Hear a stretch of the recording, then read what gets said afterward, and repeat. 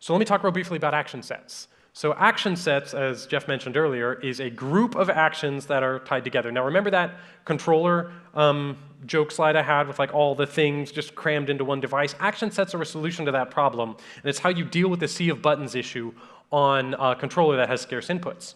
Because the Steam controller has a lot of inputs, but it's still scarce because it's a gamepad.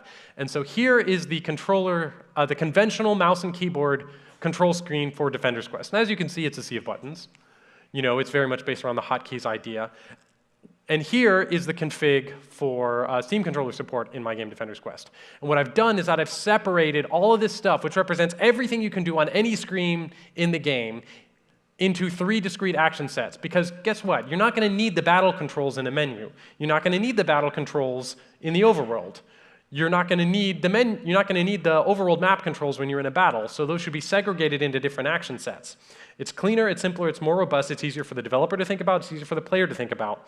And what you do as the developer is at certain points in your game, you're like, hey, we're on the overworld, activate the overworld action set. Hey, we're in battle, activate the battle action set. And then the player doesn't have to do anything, they don't have to push a button to switch modes. The controller is now in that action mode, and they can configure for each of these action sets what buttons should do what. And of course, that makes sense for like driving, walking, swimming, etc.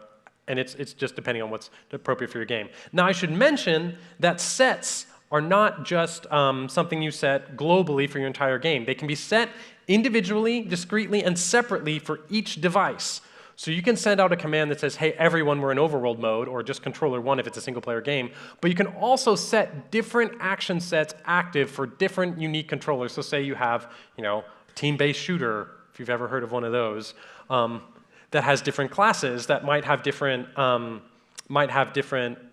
very different input configurations. You can send a command. It's like, okay, player 1's a scout or whatever. Let's say the scout has unique commands. Activate the scout action set for controller 1 only. For controller 2, let's activate the heavy action set if they're different. So you can do that on a per controller basis or do all controllers at once. You as the developer in the API have power to send that out, and then it will make that instantly update to send those actions instead.